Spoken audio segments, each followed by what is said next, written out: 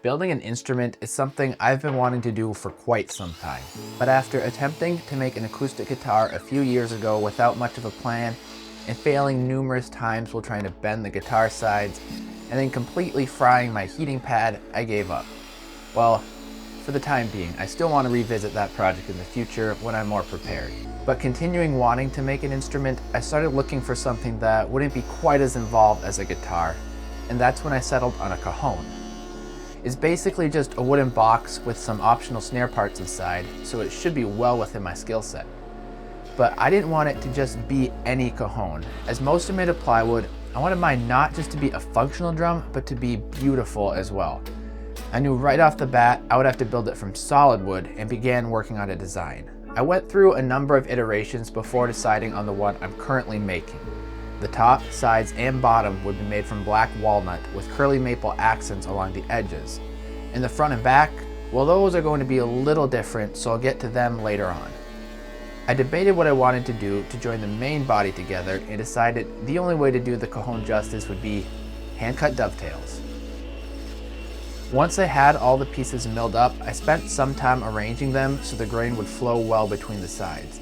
This is one of those areas where if you spend that little extra time and thought will really help to push your projects to the next level.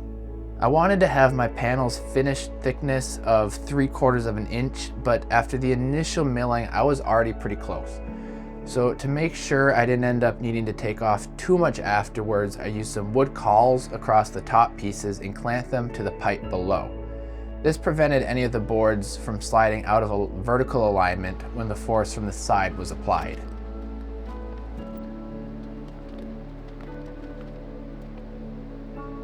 I always try and let the glue dry for a full 24 hours before working on them again. So the next day, after a few light passes to the planer, they were ready to trim to their final size. I squared up one of the ends on each panel with my miter gauge, and then the other side through the blade like normal. And yes, running a board through like this that is wider than it is long is not a safe practice, so don't do it.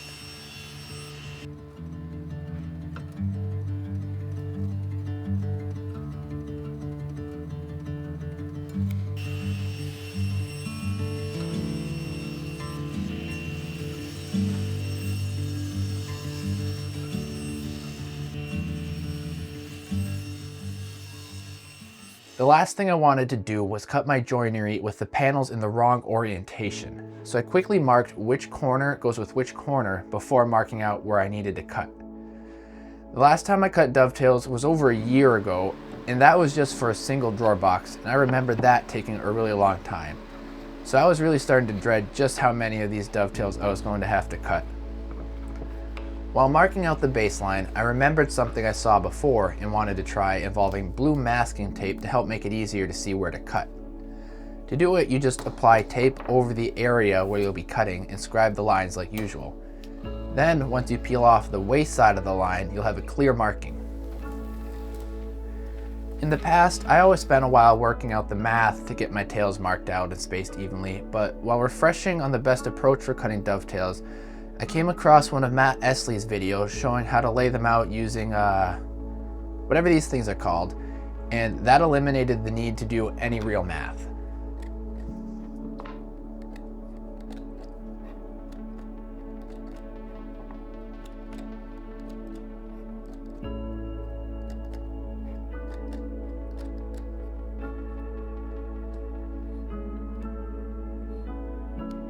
Now, I'll be the first to admit, my song skills are not the greatest, and that's part of the reason why my dovetails take so long. I would always cut too far away from the line out of fear of cutting past my line, and in turn would have to spend a really long time paring back to that line with a chisel. But I didn't feel like having to do that for this many dovetails, so I decided to give the KM Dovetail Saw Guide a go, and it did work really well, keeping my saw right on the line and speeding up the whole process. But about halfway through cutting them, something clicked in my brain. I don't know if it was a result of using the guide or just me getting back in the rhythm of dovetailing, but I decided to try a few cuts without the guide, and this time I had no trouble tracking the blade straight down the line, which, I mean, that was a very nice surprise. Once all the sides of the tails were cut, I cleaned out the waist, making sure to stay above the blue tape line. I will say that I am really liking having the tape here as my line, especially on the walnut, since it can be hard to see those pencil lines.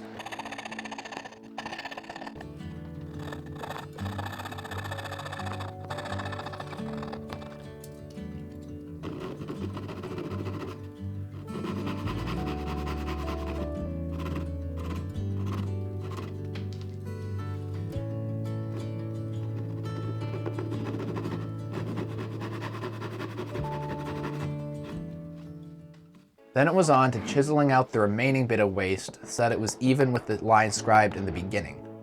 One of the most important things when doing hand cut joinery like this is keeping your chisels razor sharp.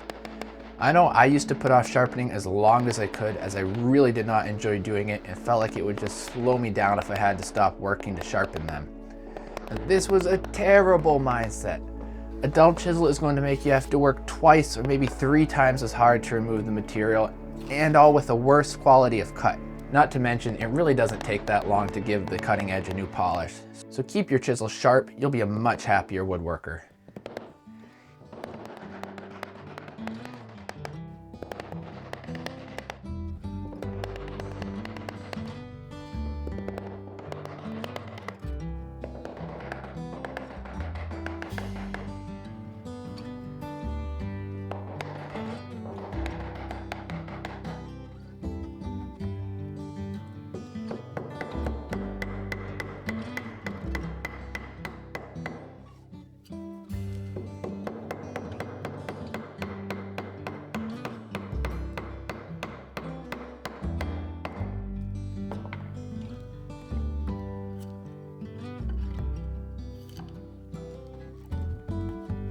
Here I'm cleaning out the last bit of waste that's stuck in the corners, and then just double checking that there's no high spots, which would prevent the pins from sitting flush against the back wall.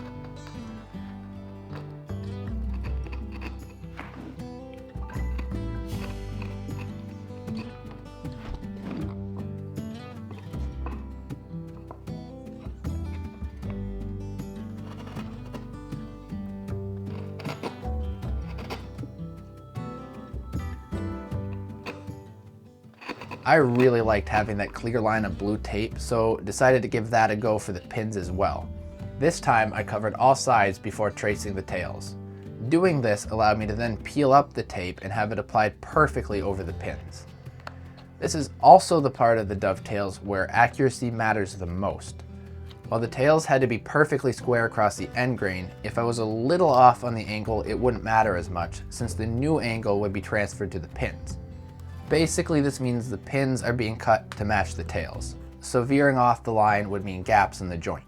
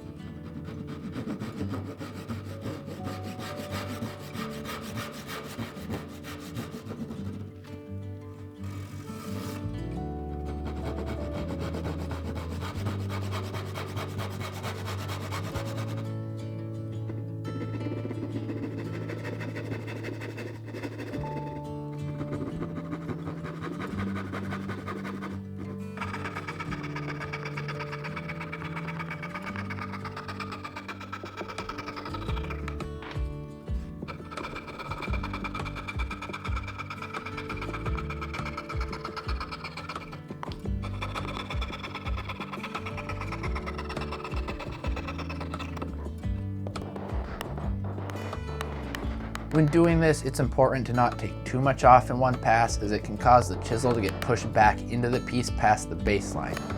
So what I did is take off half the material before moving back for a final pass to the line.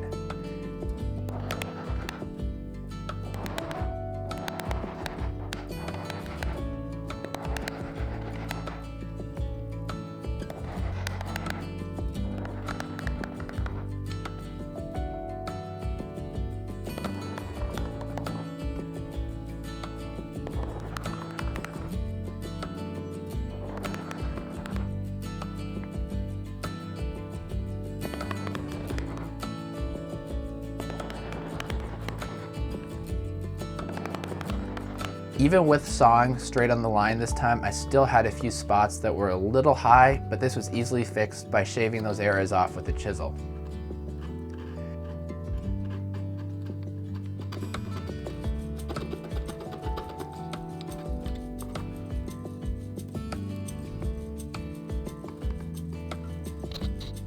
And that is one of the 4 joints. For your sake, I won't make you watch the other 3 as it's exactly the same, so let's jump ahead and get to gluing the box together. When spreading the glue on the joint, I was careful not to use too much as this would cause the wood to swell. This could be a problem since my joints are already pretty snug, and if they swelled, they wouldn't go together and could even split the wood. Again, thankfully I didn't have this problem and everything went together perfectly.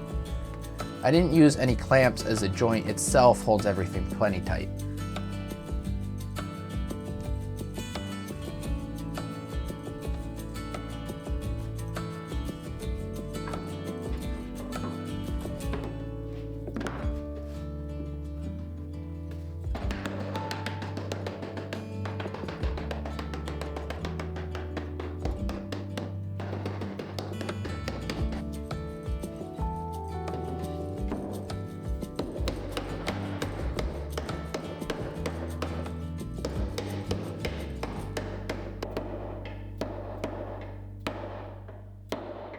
With the body glued up, it's time to begin working on the back and the tapa, which is the front.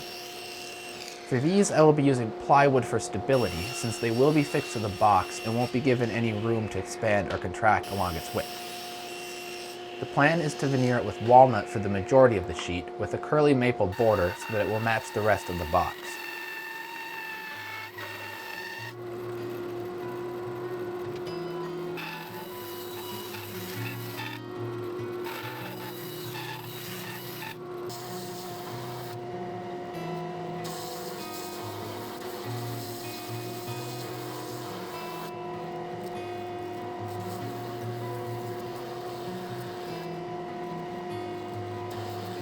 Once I had my veneer cut to width and sanded to thickness, I used masking tape to fasten the book match pieces of walnut together.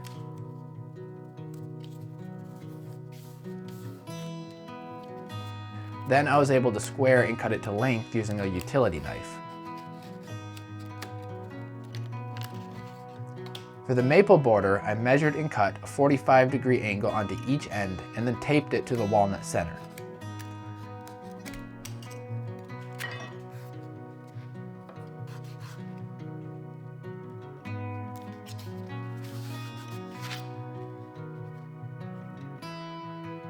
Instead of measuring how long I needed to cut them, I just put the strips right up against the walnut and marked them from that. I didn't need to know the exact length they were, just that they formed a tight border around the walnut. I of course made 2 of these, one for the front and one for the back.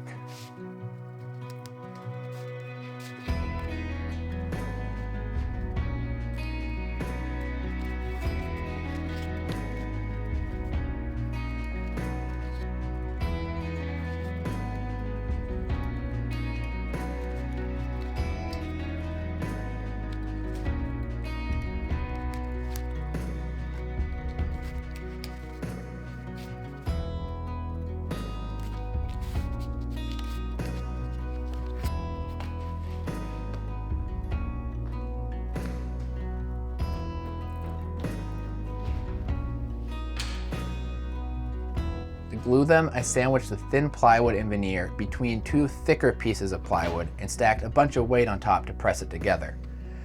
But as I was adding the weight, I thought it might not be the best idea to stack hundreds of pounds on one small part of my table saw wing and move the glue up onto the floor where I could add as much weight as I wanted.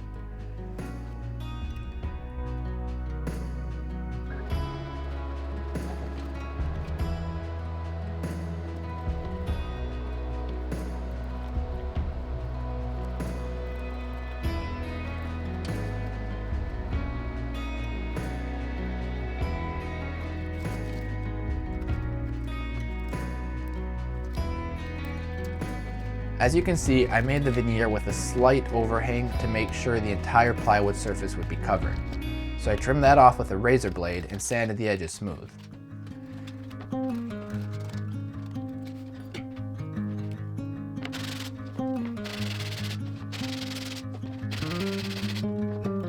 back panel then gets a hole cut out near the bottom for the sound to escape through.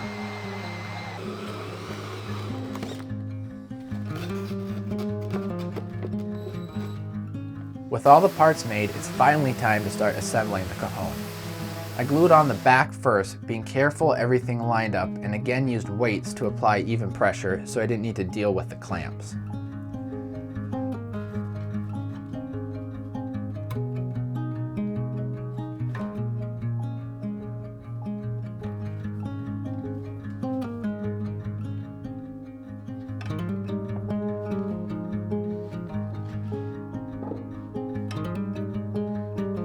But before I can attach the playing surface, there is one important part I was forgetting: the snare.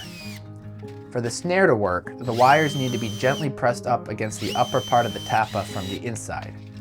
To hold the snares, I attached them to a thin plywood strip and marked where I wanted them to sit.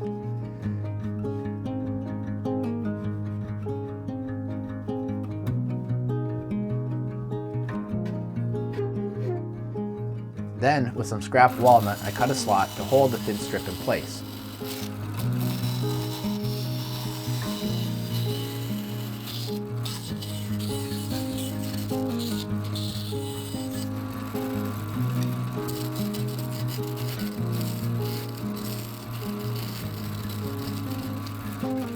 To keep it from moving while attaching it, I used double-sided tape to temporarily hold it in place.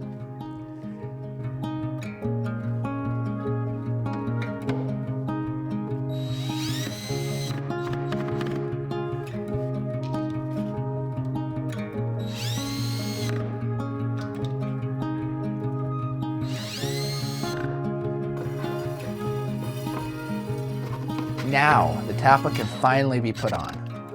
Unlike the back, it only gets screwed in rather than glued. This is so if anything on the inside ever needs to be serviced, I can just remove the front for easy access. It also allows the playing surface to be adjusted for a looser or tighter sound. When I was doing my research for this project, I read you do not want to do any sort of film finish on the tapa since it could affect the resonance. And that is okay with me, as I much prefer the hard wax oil finishes anyways.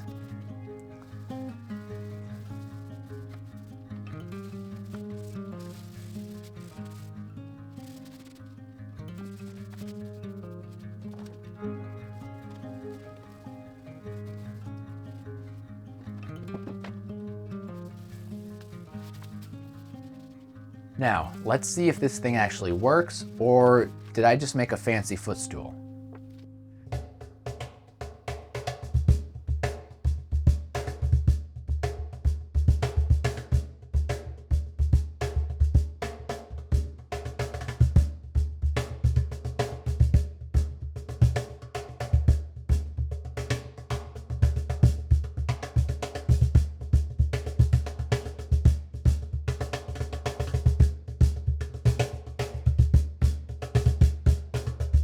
Alright, I just want to give a big thanks to Noah for lending me his awesome cajon playing. And if you enjoyed this video, I'd greatly appreciate if you gave it a thumbs up and subscribe, and let me know what you think down in the comments below.